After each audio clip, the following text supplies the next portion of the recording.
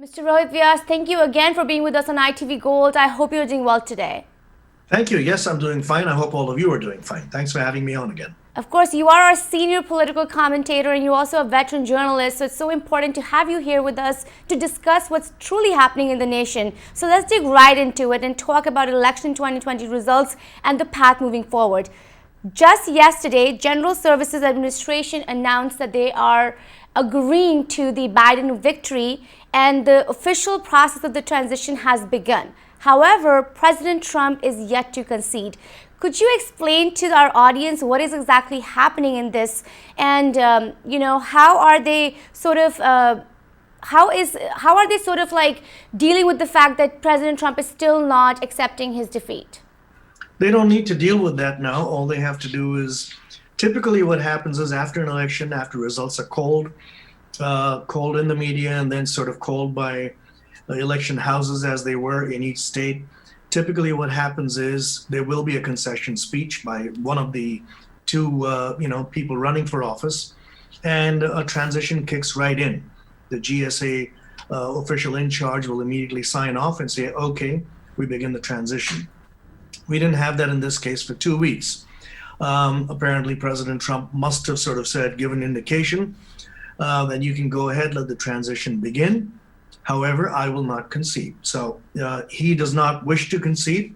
That's his right. He doesn't have to, even though it's sort of a concession anyway, because when you know that the avenues are closing on you, you just have to give up and allow the next administration to begin the process of taking over.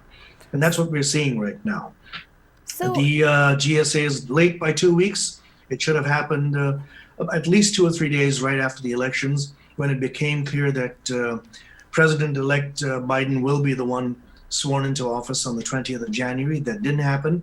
However, the good news is the process has begun. And as you've seen, things have begun to play out already rapidly in the past 24 hours. So, are you trying to say that President Trump not conceding is not an obligation of a president when the election is happening? Like post-election? It's a tradition. I don't think the word obligation really matters here. It's a tradition that you concede and say, "All right, you won the election. Thank you very much, and it was a great battle." Whatever. I don't think it's really an obligation. It's just a tradition. So it's quite all right if he doesn't want to. The fact is, he lost the election. So whether he concedes or not is irrelevant. I think by not conceding, what he's actually doing is playing to his base. He's leaving the door open to the future, namely a run for office again, which can happen in 2024. If he's healthy and everything's okay, and I'm sure he will be, then he can run again for office if he chooses to do so. Because a president is limited in term to 2 terms, and that's about it. So he's only had 1 term, and now he's lost this election. There is still a chance for him to come back in a second term. And I think basically by not conceding, what he's telling his voters, and there are at least 74 million of them, he's telling them, look, all is not lost. And he says, the next time we'll show them, and the next time we'll be the victors. I think that's what he's trying to do with the not conceding part of it, even though he really has had to concede. Meanwhile, some of the recounts are still happening across the nation. We're waiting for what they're calling certification of the elections. We saw Pennsylvania certify a Biden victory. We saw Nevada do the same. Georgia is going into another recount. My question to you is this enough now? Does he need to do it anymore? No, I think it's all coming to an end. I'm surprised Georgia agreed to yet another recount, which began at 9 o'clock in the morning on Tuesday. Right. And I was truly surprised by that. I thought they would have said, no, that's it. There's nothing, we don't need to. But I think they're being respectful in a sense. All right, if you want us to recount, we'll go ahead and do it. The machinery is in place. The people are there. So let's go and do it again just to satisfy you. The odds are with a recount like that, there'll probably be more votes for Joe Biden. And that's traditionally what happens in these cases. But I think... it's the avenues are closing, the roadways are closing, and I think the legal, challenges that his legal team mounted, with the face of Giuliani and the others over there, I think that's falling apart and actually becoming a laughing stock. And this is speaking objectively, not speaking in a partisan manner in any way. Totally objectively, I think the people can see it's becoming a laughing matter, and so he'd better not do it. So I think that's about it. I think the counts are over. The recounts are not going to make any difference. These legal battles that we're talking about, do you see this happening up until January 20th? It could go on. I gave you the example of 1876, and in that particular presidential race between Rutherford B. Hayes and Samuel Tilden, it didn't go to courts, but it went to the back rooms of Congress. And up to 3 days before the 20th of January, Inauguration Day, they did the back and forth negotiating, sort of horse trading in the back rooms of Congress, and eventually settled on Hayes as the next president at that time. So in 1877, he was sworn in. It could technically go on all the way to Inauguration Day, but actually, once the certification process is over and the Electoral College count is in officially, then in that case, it doesn't go all the way to the 20th of January. He can try and mount legal challenges, right, but they'll be pretty much thrown out of the courts. What message is President Trump trying to send right now? I think that's all he's trying to send, which I just mentioned to you a couple of minutes ago, right, which is to his base and to his 74 million supporters who voted for him. This was a great turnout, a historic turnout in the U.S. elections, the highest turnout in U.S. elections since they've been recorded. And so he knows he has a very good following, a very significant following. And so the message he's giving out there is that we didn't lose this one. All right, a few counts went this way and that way. We think it's fraud. We don't think it was a genuine, accurate election. So you just hang in there till the next 4 years. And after these 4 years, we'll be there. I think he's also sending a message that the Biden administration is not going to be able to sit back and take it easy, as it were. Yeah, for sure. I think he wants to make sure people understand that he's going to be on the tail of this administration in a leadership capacity within the Republican Party. And that's also, by the way, the reason you haven't heard from the Republican Party leadership. They've not been saying even boo. And there's a reason for that. The reason is Trump is asserting his own authority and leadership over the party and his base. And he's got a message out for the Republican Party itself that don't you guys try to unsettle me or topple me, because I'm the one carrying this party. What do you think Republicans generally are feeling right now and they're saying? They're not saying anything. What they're feeling, well, I'm sure there are a lot of them who want to say something out loud and say it's about time that we look within ourselves, but they're not doing it because I think they don't have they're not able to stand up to a personality like Donald Trump. And he is a dominating personality. So when you do have a leader who's a dominating personality, it is very, very hard to stand up to them with any kind of courage, unless you have integrity, that's beyond any doubt. And a leader who has integrity without any doubt can stand up to such dominance. Yes, definitely. I think in the Republican Party, probably Mitt Romney is the one person I can think of right now who will stand up and say a few things when he has to. There have been a couple of other leaders too who have come out, but sort of squeaking. They haven't really come out forcefully. And the people who should do it, I think, are Mitch McConnell, the Senate Majority Leader, Lindsey Graham. These are influential leaders of the party. They haven't stood up and said, okay, enough is enough. We have a transition. We'll talk about things within our party now, but let's move forward with the business of governance and carrying on governance. So I think many Republicans must be reflecting, although they're not indicating anything publicly. And if they're not thinking of anything, that's a shame. I think every leader should individually, from any party, should individually be thinking about themselves, be thinking about their constituents. What is it that has happened in the election, and what should we all be doing going forward? I have to ask you on this, the runoff that's going to happen in January. How important is that for the Senate, and do you think Republicans are really pushing to keep the Senate red? Yeah, of course they are. Of course they are. And that's a good question because of the fact that they're keeping quiet. When Trump is speaking out and tweeting about fraud and all the rest, which are being tossed out the window, the fact that they're keeping quiet is they think he has an influence on these two Senate runoffs in Georgia. And it is indeed critical for the Senate because it will shift the majority to the Democrats if the Democrats win both the seats. If the Republicans win one of those seats, then it's over. I mean, they still retain the majority. The Republicans will still retain the majority. That may be also one of the reasons why the Republican leadership in the persona of Mitch McConnell and the persona of Lindsey Graham and others is keeping quiet because they think if they speak up, they might damage their chances in those runoffs. And I think that's probably one of the reasons they're being. But yes, to answer your question directly, it's critical for both parties. This is now a much more important election than the presidency itself. You know, we can almost imagine how a Democratic leading Senate could be beneficial for the Biden-Harris administration. My question is, how will it work if there is a Republican majority in the Senate with the Biden-Harris administration? Yeah, it's going to be very tough, very difficult. Because now, as you're probably going to ask me about the cabinet that his cabinet picks, President-elect Biden's cabinet picks, but he's already named his cabinet, and he must have had to do that, keeping the possible Republican Senate majority in mind, because cabinet positions typically have to be confirmed by the Senate, right? So any of the nominees would have to go through a grilling process in the U.S. Senate, and it's only after the Senate confirms them will they be in that cabinet position.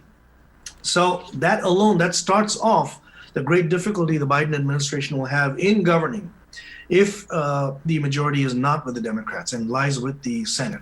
So that's one of the examples. The other is legislation. Congress is still in a majority with the Democrats, although by many fewer seats, but they still have the majority, so they can pass legislation. For instance, a new CARES Act, all right? I'm giving that as an example. They can pass it again under the Biden administration. Now it has to go to the Senate once again for ratification. If the Senate is in a majority of the Republicans, then you got the same problem we've had all these months already, which is that they're not cooperating and they say, no, we don't agree with this and we're going to send it back to you. So you want $3 trillion, we want $500 billion, and that back and forth keeps going on and nothing happens. So we could have a stalemate there. Now, one of the things the Biden administration has already been thinking about, and that's what we're hearing from advisors to the administration, is to a flurry of executive orders, similar to what President Trump did in his first few days in office. And what Biden's camp wants him to do is to sign a whole bunch of executive orders that would reverse what Trump did in his first days in office. Let's talk about this cabinet, which President-elect Biden today, he showed his first picks for it. A lot of it focused on foreign policy and national intelligence. My question to you is, what stood out to you? What do you have to say about this cabinet? And, why focus on foreign policy and national intelligence as the first pick of cabinet? Yeah, because he has probably seen the disgruntled, situation in all these departments of government, intelligence, Homeland Security, in the State Department, the United Nations, basically the world. The world's image of the United States has changed drastically under President Trump.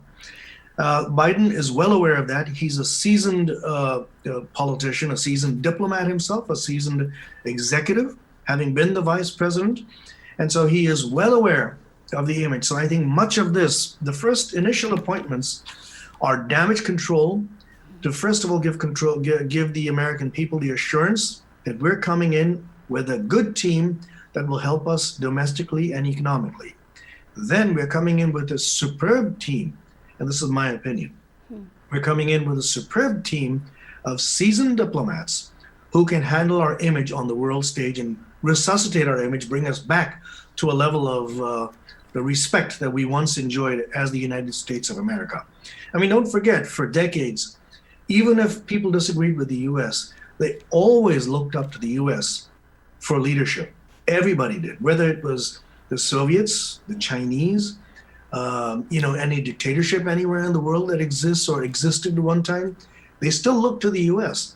To see in what direction the U.S. would go, and then the rest of the world, or half the world at least, would follow. So foreign policy, extremely important. And I mean, and the other thing is he's trying to set his agenda already. For instance, on climate change, he wants to reverse everything that Trump has done to poo-poo, climate change. President Trump doesn't believe in climate change. He said it doesn't exist. Well, Joe Biden has appointed John Kerry as a special envoy for climate change. And that's a position, by the way, that does not need Senate confirmation.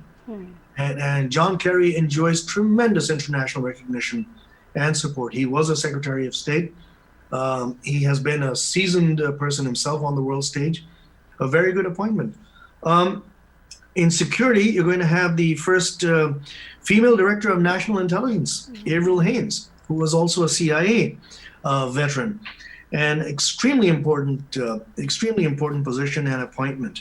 You're going to have Linda Thomas Greenfield as the UN ambassador, a black woman who has also had tremendous background in foreign service, serving as an ambassador in various nations. You've got Antony Blinken, the Secretary of State for Joe Biden, who was a former Obama Deputy Secretary of State, also extremely important individual with a fantastic background in global diplomacy, and many more. And in Homeland Security, the most interesting appointment, in my opinion, is Alejandro Mayorkas, the Secretary of Homeland Security, who's a Cuban immigrant, now becoming the first Latino, an immigrant to become Secretary of Homeland Security. Can you imagine that? An immigrant going to be handling the U.S. Homeland Security, and what this sends, the message it sends to the immigrant population in the U.S., to those who might yearn to come to the U.S., as Lady Liberty says once again.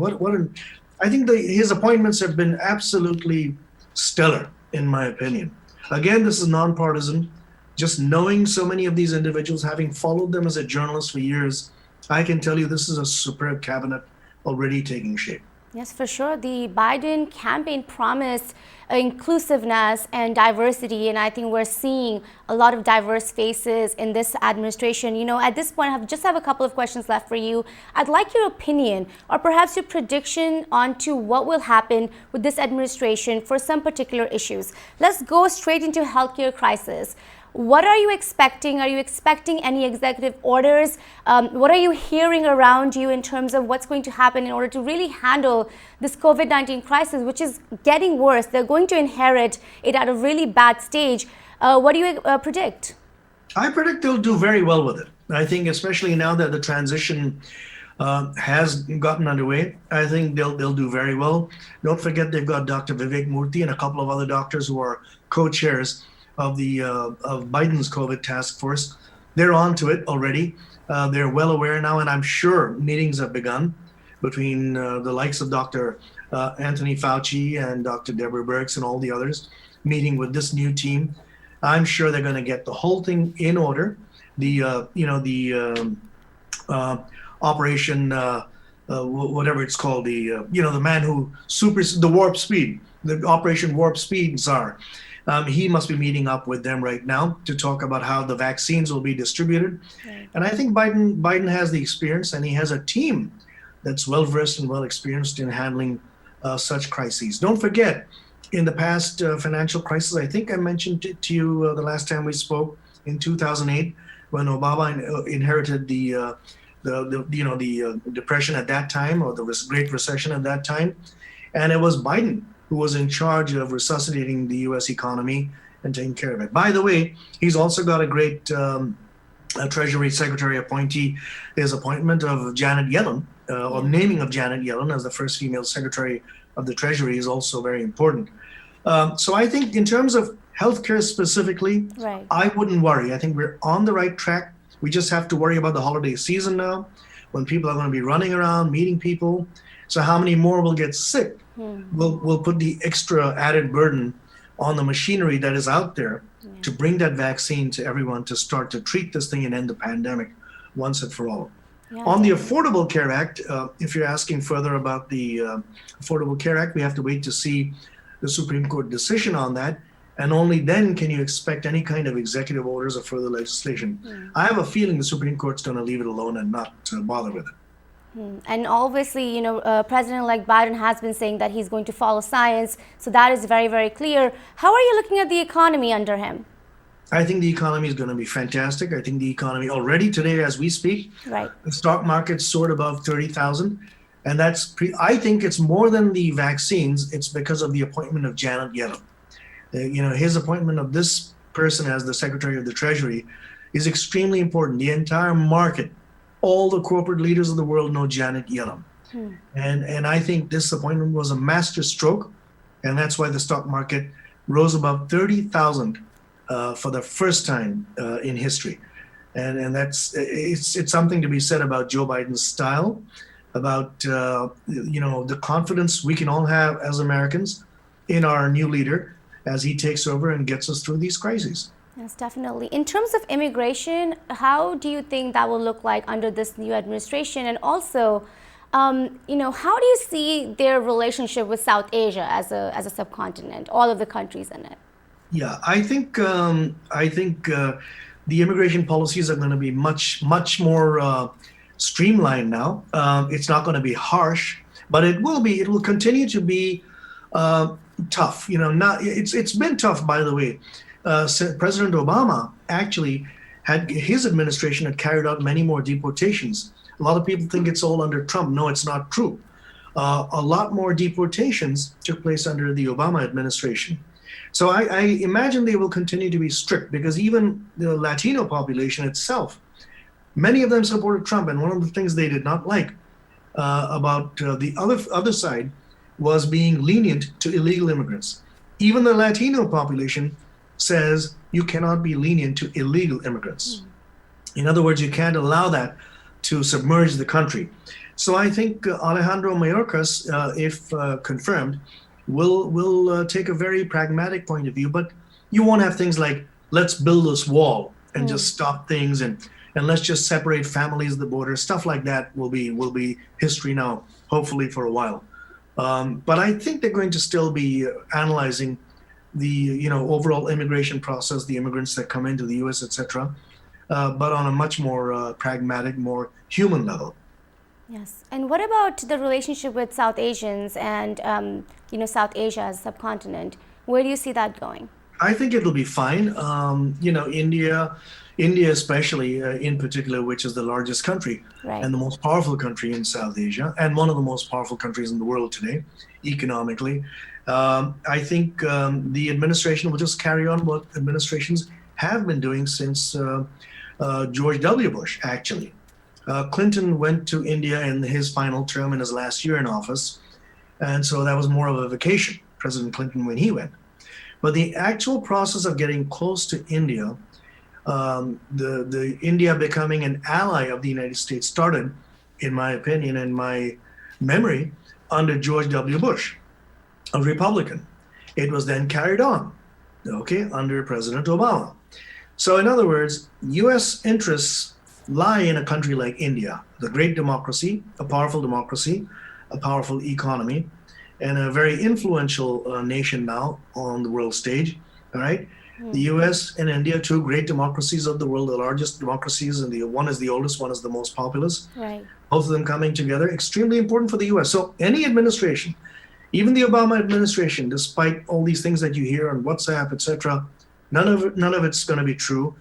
It'll be a very close relationship. It'll get stronger, and will continue to do so under administrations to come. And finally, another issue which is really important to everybody, the movement for racial justice.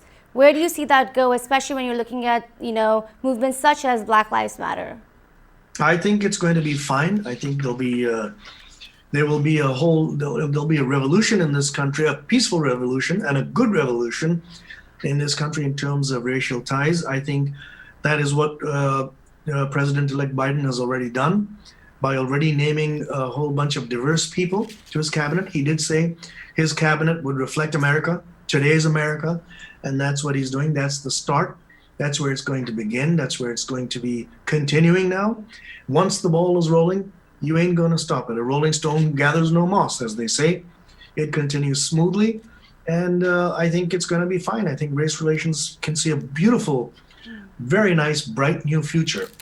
Unless the other side chooses to create some national rumblings.